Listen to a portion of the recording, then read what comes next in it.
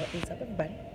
Jay Nell here with my UFC on Fox from Calgary, Alberta, Canada, coming to you this Saturday. You know the Fox cards are free and fantastic, so please don't sleep on this one. First up on the main card, I'm choosing Olivier Aubin-Mercier to beat Alexander Hernandez. I just ate a popsicle and I caught the look there, and it threw me off. All right, choosing Aubin-Mercier to beat Hernandez. Now, we have the former strawweight women's champion and Joanna Jędrzejczyk taking on Tecia Torres. Tecia Torres with a background in karate, black belt in taekwondo, multiple world kickboxing titles as well. She also has some great grappling as well. She's stronger than she looks. She's pretty darn fast. She had that tiny tornado fits her. She has that controlled chaos. She swarms. She's kind of a downhill snowball. Once she gets going, she has to get that momentum. She needs to be first. That's kind of a part of her game. Controlled chaos. She's pretty aggressive fighter. Taking on, of course, Joanna with the multiple Muay Thai titles in multiple weight classes. You know, other than Ronda, she's held a women's title, the second longest in her weight class, the longest, and she's trying to get back there. They're both coming off losses.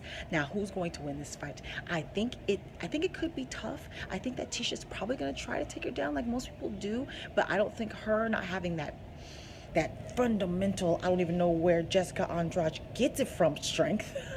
Not quite sure she's going to be able to get her down, so I think this is going to be a stand-up battle, and I think she needs to be first. She is at extreme disadvantage as far as the reach. Joanna has a 5-inch reach advantage with the hand. She's a lot taller. She's going to be much bigger than Tecia, and she fights long. Joanna fights long. Great jab, great footwork, long combinations. It's going to be hard for Tecia to get inside of that reach, and that's what she's going to have to do, because, again, Joanna fights long. She uses her reach advantage. She has those kicks straight up and down. Sometimes she uses that front kick as a jab as well, having that height advantage with her knees coming in. Tecia, this is going to be a puzzle, trying to figure out how she's going to get on the inside, whether it's going to be to go for the grappling, changing levels, to press up against the fence, but to get some action at all. Dirty boxing, punching within the pocket.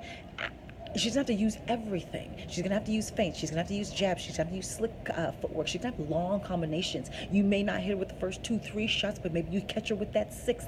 Who knows? But she's going to have to throw the book at her.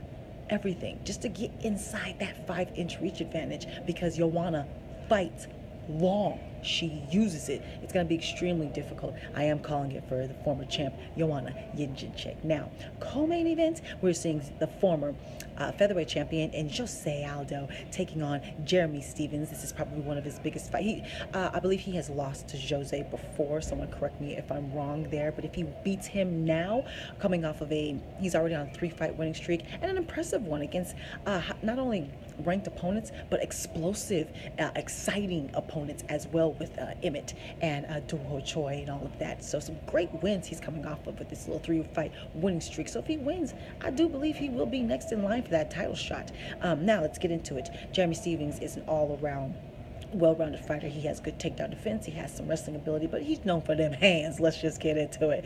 He's known for them hands. He's got that one-punch knockout ability, and he's really fine-tuned it over the years. He used to have some cardio issues in the beginning, but he doesn't have that now. He used to have the issue where he would just crazy chaos, blow his low in the first few rounds, and then his old opponent would start to outwork him as the fight went on. It seems like he's got a handle of that. The last few wins have been oppressive, with him measuring that aggression, measuring his cardio, putting together longer combinations, which he'll have to do here. I do believe I thought he would be bigger, just all out bigger than Jose, but I believe they're the same height, but like the same reach. I think he has maybe has a 1-inch reach advantage, and Jose, I think, has an inch reach advantage with the legs or something like that. So they're actually very similar in size, but for some reason, Jeremy just felt like he'd be bigger. But I'm not quite sure. We'll see how they come in. Of course, Jose is coming off of those 2 losses to the champ. If you're going to lose to anybody, it's going to be to the champ. So how much does he have left? I believe he's 33 years old. Again, correct me if I'm wrong, but in fight years, Jose's probably like 38, 40. He's taken injuries. He's taken a lot of damage. He's fought for a very long time, and before the pulling out of fights and everything, he fought very consistently. Again, he's fought for decades now, and just still there in his early 30s. So he's got a lot of mileage on that body. If he takes another loss here, especially how he loses, if he gets KO'd by Jeremy, if it happens early, people are already talking about, you've done enough, Jose. I don't like to tell somebody when they should stop doing something that they love, but we'll see how this goes. Now, with, again, Jeremy Stephens being mainly a stand-up fighter, but being well-rounded, you have Jose Aldo with, of course, being the longest reigning featherweight champion there, having the Muay Thai titles, I believe a black belt in Muay Thai, now that they're trying to get that ranking system in there, black belt, Muay Thai titles, world titles. Explosive, extremely fast. I do think he'll be faster than Jeremy. If we see the Jose we saw against Frankie Edgar, I think he'll be faster than Jeremy Stephens. And I think he'll more powerful with the hands. Jeremy more powerful with the legs, of course. Jose, this is going to be another chess smack for Jeremy. Don't get overzealous and overconfident over your last few wins. Take your time. Try to drag Jose maybe into the later rounds and maybe even get a KO. Cumulative damage, you could get that too, because we know with Jose, his physical is inconsistent. I don't know how he is physically. What's the injury update report on Jose Aldo? Where's his head at? I don't know. There's a lot of question marks there. He's not the Jose of old. I don't think he is. And I'm going to go ahead and call it for Jeremy. Now, main event. Super excited for this rematch here, especially the way that this ended with all the controversy. We are seeing the number 3 ranked former champion Eddie Alvarez taking on Dustin Poirier, who I believe is just ranked number 4. So the winner of this is should get a title shot against Khabib, or who knows what's going on there. So, but the winner of this fight should get a title shot against whoever the lightweight champion is supposed to be. Now, in the last fight, we know that Eddie Alvarez won, but this was a complete gaffe on the ref. I'm sorry.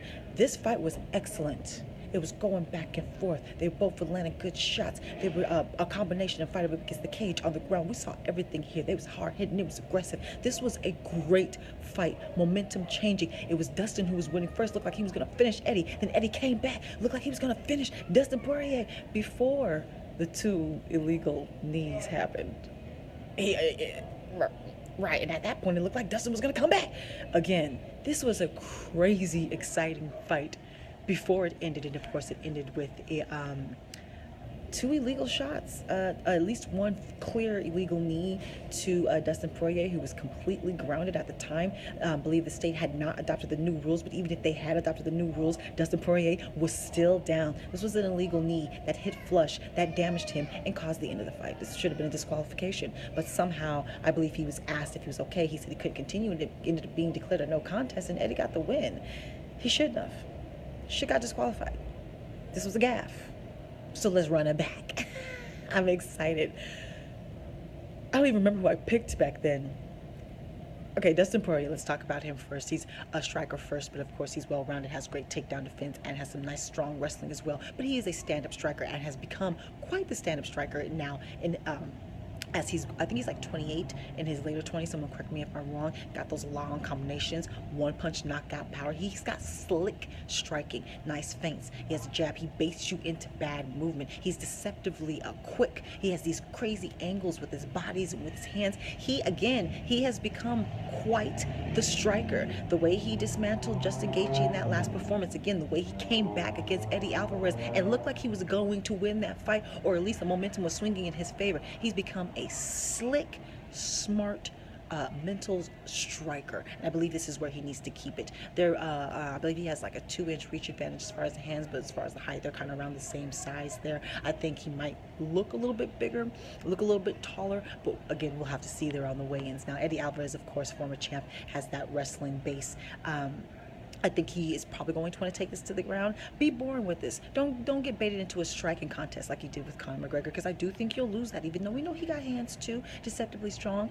He's got some combinations, got some one-punch knockout power, but I do believe Dustin is a better striker. The dirty boxing, we'll see what happens there. Eddie might be able to muscle him up against that cage, muscle him in the dirty boxing, the clinch, grappling and the fighting on the feet. He might be able to get some leverage there, so we'll see how that goes. But in space, I do believe that belongs to Dustin. So for me, I think that Eddie needs to close that distance. He needs to be first, needs to take it to the ground, or at least up against the cage, at least in close quarters, would have a hand on him, behind the head. The dirty boxing, the uppercuts, the stomping of the foot, that nasty, dirty fighting is what I think we need to see from Eddie Alvarez if it's on the feet. Otherwise, take it to the ground, where I do believe you're stronger. Who's going to win? I think it's going to be a spectacular fight like the last. I think it's going to go back and forth with momentum changes like the last. And I'm going to pick Dustin Poirier.